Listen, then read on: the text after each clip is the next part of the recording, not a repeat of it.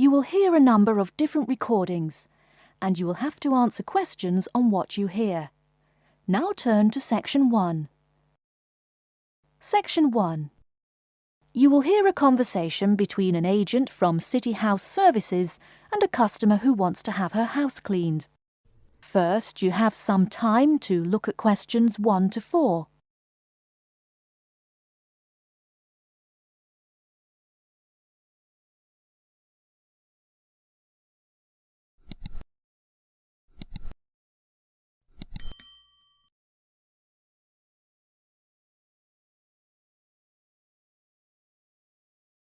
Good morning, City House Services. How may I help you? Good morning. I'd like to arrange to have my house cleaned. Certainly. I just need to ask a few questions. First, could I take your name? Yes, it's Barbara Hill. Thank you. Next, is your house in London? Yes, it's in Kingston in southwest London. Okay, southwest London and, what's the postcode? SW105. And what is the square footage and what rooms will be cleaning? The whole house is 268 square feet, and there is no need to clean all the rooms. I only want to have my bedrooms cleaned. Okay. How many bedrooms does the house have? 3 bedrooms. Oh no, sorry, we used to have 3 bedrooms, but we only have 2 bedrooms now. Are those single bedrooms or doubles? Doubles. Fine, 2 doubles. There's one more room which needs cleaning. It was used as a bedroom before, and now we have converted it into an office. I understand. 3 rooms have got to be cleaned. And are all of those rooms upstairs? Yes. Then downstairs we have a kitchen diner, conservatory and lounge. The kitchen diner is quite large and has the usual equipment: cooker with oven, refrigerator, cupboards and worktops. The conservatory has a lot of plants, but there's no need to take care of them. The lounge has a leather 3-piece suite and a large coffee table. Thank you. And do you keep any pets? Yeah, I really love keeping them. I've got 2 dogs and 3 cats. Okay, then if our staff come over to offer the service, please take your pets away. Have you looked at our service packages? Yes, I have one in front of me. Excellent. Before you hear the rest of the conversation, you have some time to look at questions 5 to 10.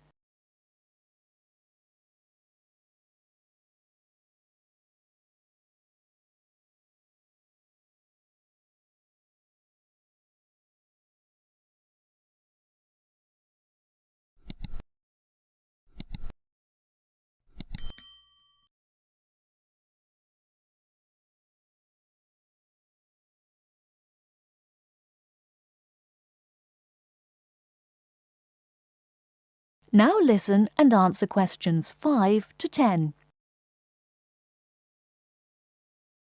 Any extra services you need?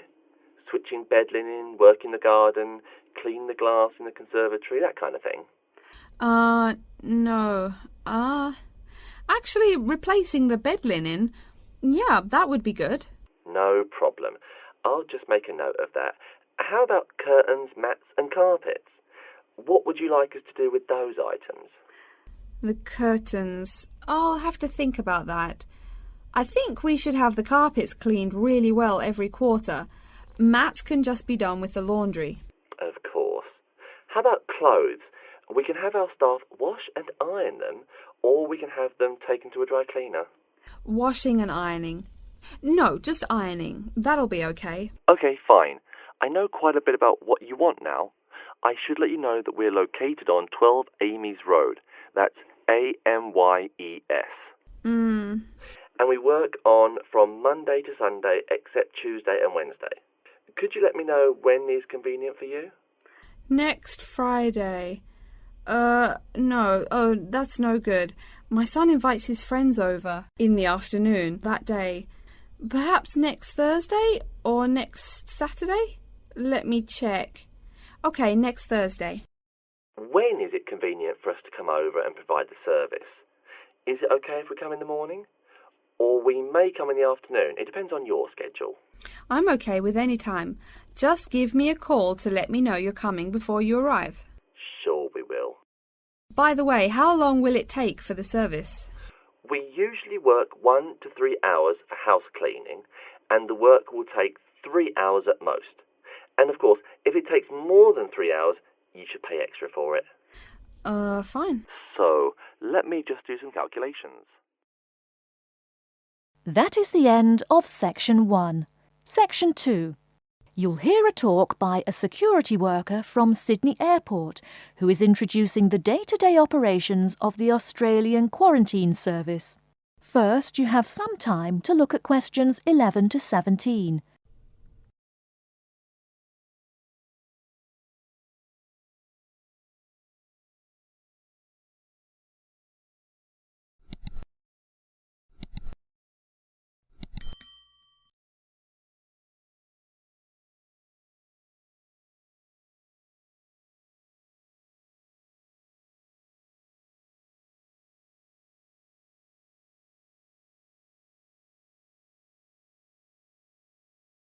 Now, listen carefully and answer questions 11 to 17.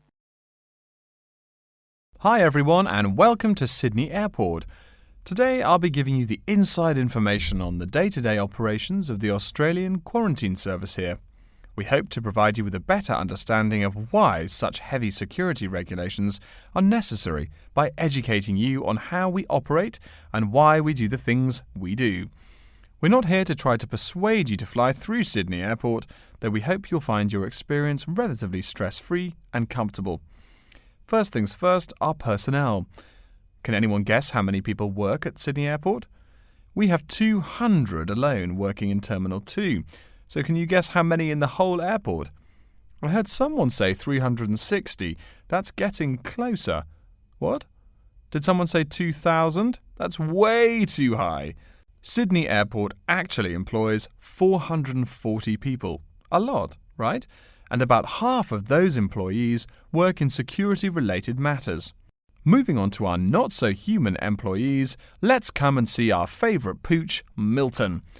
Milton is our best drug-sniffing dog on the force. He's friendly to most people. You can even come pet him at the end of our tour. Burnouts, beware though. He'll find everything.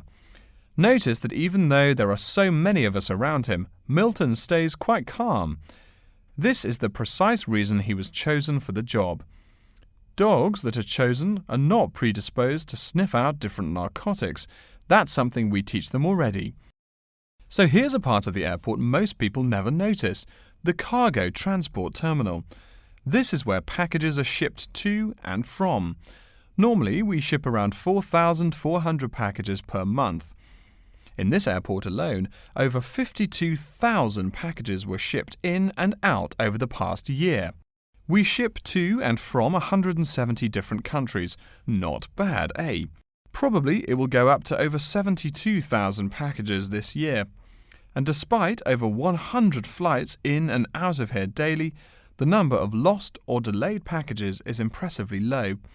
If you send your package through here, rest assured we'll get it where it's going. Let's move on to the area most of us are familiar with, the passenger terminals. In order to be allowed into this area, you must pass through security with your ticket and, if you're travelling internationally, your passport. If you're travelling domestically, you just need a legal form of ID. If you don't have those, you will not be allowed to pass through security and board your flight. During the security scan, your carry-on items will be checked for dangerous items such as weapons, sharp objects, and liquids that exceed our specified limit. If you attempt to pass any of the prohibited items on this list posted at the entrance, you are still allowed to board the plane, but you'll be given a warning and your item will be confiscated. Don't worry, we will not arrest you for having too much shampoo in your bag or anything like that. We also search your carry-ons and parcels for any perishable items. We prohibit the transportation of local vegetation and prohibit parcels containing any insects in them. You may or may not have learnt about this in biology class, but when some plants are introduced to a new environment, they spread wildly and wipe out the current species around it. It is important to control the introduction of new plants into an ecosystem, so we must prohibit the transport of any fertile seeds. So what happens to parcels containing possibly suspicious items? It's of course something we do not take lightly here. If an object passes through the scanner that appears suspicious in any way, it is separated out for manual search by a member of our trained security personnel. If an illegal plant or simple sharp object like a pocket knife is found, it is simply disposed of in our biohazard waste containers, and the package itself is returned to the sender, or passenger if it is for a passenger flight. More serious weapons are reported to higher authorities for investigation. Before you hear the rest of the talk, you have some time to look at questions 18 to 20.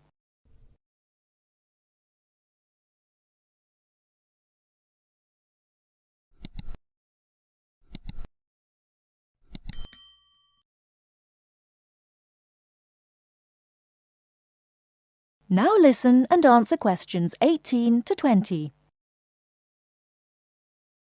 As far as parcel security, the material of the parcel is important.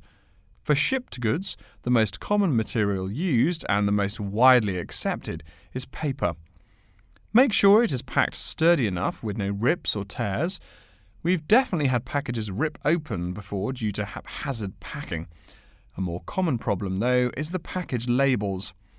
When an item does not make it to the right place, this is the most common reason. The label may not be in the right place or marked clearly enough. If you're receiving any items from abroad that must be declared, please remember our guidelines in order to ensure the timely delivery of your item. Make sure it is packed correctly, and we ask that you notify customs between 2 and 10 days within the item's scheduled arrival date. OK, before we move on, are there any questions? That is the end of Section 2. Section 3. You will hear a librarian called Adam Smith talking to the students about how to use the facilities in the library. First, you have some time to look at questions 21 to 26.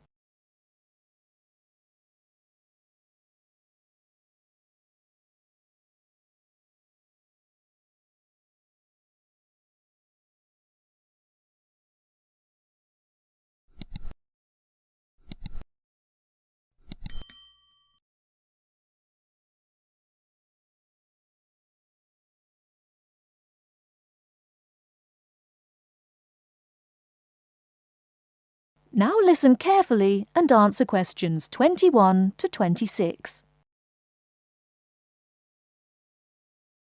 Welcome. Please come in and gather over here around the tables. My name is Adam Smith, and I'm the librarian here. I'll show you around today and explain how to use these facilities. Hopefully, when I'm done with it, you'll know the ropes. And please feel free to let me know of any questions or concerns that you may have. Now we're at the gate of the library. Upon entering into the door, you'll find that the restrooms are on your left-hand side, and opposite them is a photocopy room. Many of you are wondering about the check-in and check-out process. What you have to do is go to the circulation desk, which is to the east of the photocopy room. The reading room is a really large area in the center of the library, just to the north of the circulation desk. I'm sure you won't miss it. If you're here to do research, this is where you should bring books to look through. However, if you're here to do any group projects or other interactive activities, I advise you to use one of the study rooms, which are just to the east of the reading room. Moving on to the southeast corner, we have the periodical section, just next to the study rooms. We have a collection of different newspapers and magazines in this section. You can get last week's weather reports, or all the top stories 5 years ago. Our periodicals can be traced back 20 years to the time when our school library was built. Our first question, yes. Can we check out magazines from the library? I'm sorry, but you cannot take any periodicals out of the library. You're welcome to read them for as long as you want while you're here, but you cannot check them out. I wonder if there is any place where we can get some food in the library. Do we have a store here? Of course. The Food Service Center is just meters away from the study rooms. It's on the northeast corner as you look at the map. The Food Service Center offers different kinds of snacks, though it's not big. Well, moving on along to the west, you will find the Video Resource Center on your right hand. We have educational videos and documentaries, as well as major motion pictures. We ask that you pay attention to the tag on the video that you pick up, as many of our documentaries are for on-site viewing only and may not be taken out of the library. To the west of the Video Resource Center is our satellite TV station. Here we stream the news from Channel 19 for most of the day. How many channels does it have? It does have nearly 200 channels, but we generally will give top priority to channels with some big events, like presidential addresses or other breaking news. During the coverage of the presidential debate, students will take a break from studying and flock to watch it. Last, but perhaps most important, is the inquiry desk. It's just on the left-hand side when you walk into the library, so it's impossible to miss it. If you have any questions about how to use equipment or where to find something, come and ask the assistant. Don't be shy, because that's what they're here for. Before you hear the rest of the talk, you have some time to look at questions 27 to 30.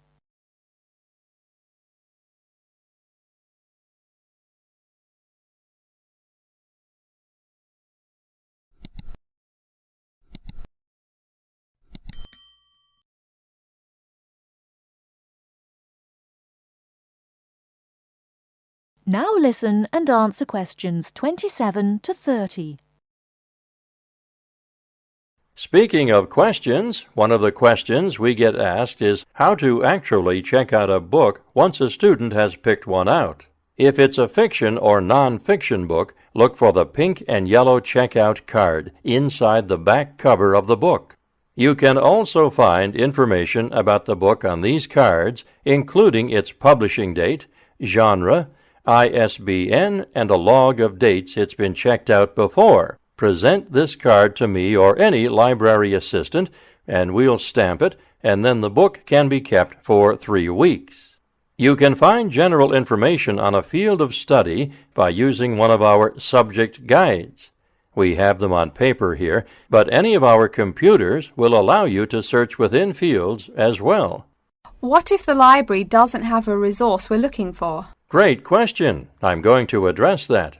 Our library is a network with a number of other universities in the area, so if there is something you're looking for and it's available somewhere in the area, we'll be able to get it for you. However, there are universities which are not part of the network, so we do not share resources with them. If you want more information about the library and its resources, you'll find it in a labeled blue folder on my desk in the Enquiry section. Okay, so that's a lot of information all at once, and I don't expect you to remember it all. The most important thing is please be respectful of the staff, and if you need help with anything at all, come and ask me or one of the assistants. All right, any questions? That is the end of Section 3. Section 4. You will hear a lecture about Crocodylus niloticus and its living habits. First, you have some time to look at questions 31 to 40.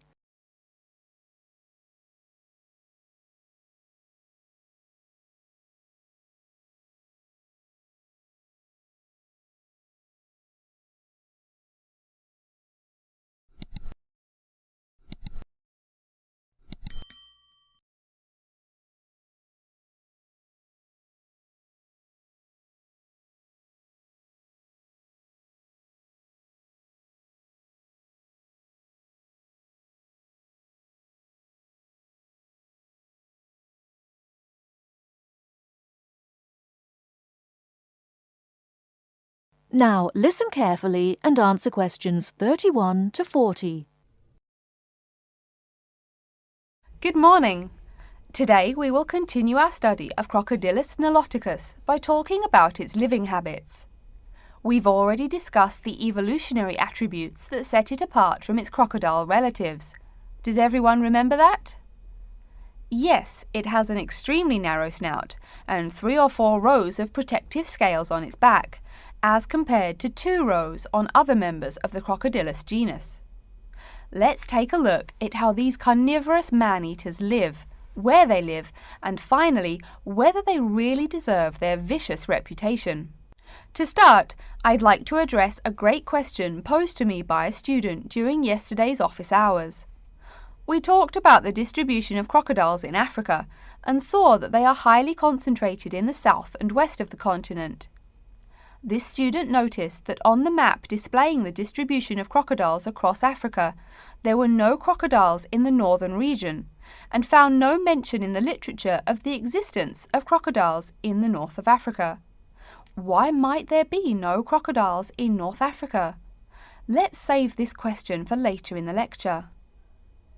To find out more about the social habits of the African crocodile, one researcher named Tara Shine of the University of Ulster in Northern Ireland conducted a survey of the wetlands in Mauritania and received reports of 46 crocodiles living in one group, or float as we say when referring to crocodiles, though the usual number is a little less than half of that. In general, crocodiles are more highly concentrated in wet subtropical environments near bodies of water and rich vegetation. While South American crocodiles thrive in cool rainforests, the African crocodile is more equipped for heat. Though they can survive at the hot temperatures found in some deserts, they are not equipped to handle dry climates and thus cannot survive in places like the Sahara Desert of North Africa. As cold-blooded animals, crocodiles' core temperatures fluctuate from their average of 38 degrees Celsius as external conditions change. Thus, they need to avoid extreme temperatures. Others live an underwater life, keeping a body temperature close to that of the water. As their own unique method of regulating their body temperatures, some African crocodiles have made dens by digging holes in the ground to provide themselves with a cool, dark place to retreat from the hot African sun. Speaking of the hot African sun, let's go back to the question asked at the beginning of the lecture. We know that there used to be crocodiles in northern Africa, yet today there are none. What are some possible explanations for this? Some students have suggested that the African crocodile has evolved from a desert creature into a wetland creature, thus causing them to migrate south for more appropriate conditions. Others presume that the crocodile was hunted out of northern Africa by a fiercer predator. While these are intelligent guesses, the real story is a little bit different. The key to this migration is that the Sahara Desert did not always cover the north of Africa. About 8,000 years ago, the land was fertile wetlands, perfect for breeding crocodiles. Over time, though, the area dried out and the wetland slowly turned to desert, leading the African crocodile to migrate south to the marshlands they call home today. Some crocodiles did, however, adapt to living in dry conditions. In Mauritania, some crocodiles have learned to survive in an area where they can go up to 8 months with no water, by spending the driest of times in what's called a torpor, or short period of hibernation. To utilize every bit of rainfall, these desert crocodiles dig underground caves that collect runoff, thus staying cool and hydrated. During the mating period in November and December, males attract females to their viciously protected territory through a number of behaviors that range from snapping their jaws all the way to sending infrasonic pulses through the water. Afterwards, the female digs a hole up to 60 centimeters in depth to store the eggs for an 80-day incubation period. The female protects these eggs during the period, and sometimes even helps crack the eggs with her snout at the end. These teeth-gnashing carnivores are softer than we think. Although these vicious creatures have attacked humans on a few occasions, the residents are not afraid of them. In fact, they show a great deal of reverence towards these wondrous creatures. Some say that crocodiles bring water to their habitat, so if they leave, they will bring the water with them. Obviously, this is not true, but it demonstrates the admiration the inhabiting people have for crocodiles. Generally, crocodiles do not predate on humans. They attack when humans populate the crocodile's habitat, instilling fear and uneasiness in the crocs. Like any other species, crocodiles are known to attack when feeling fear. There's still a lot more to be discovered about the African crocodile. Researchers want to know more about the population size, how many crocodiles inhabit Africa in all, how they form separate floats, etc. There is still also much to learn about migration patterns and relations to other populations of crocodiles now found in other parts of the world. Next time, we'll examine a few specific case studies of crocodile populations in southern Africa. That is the end of section 4.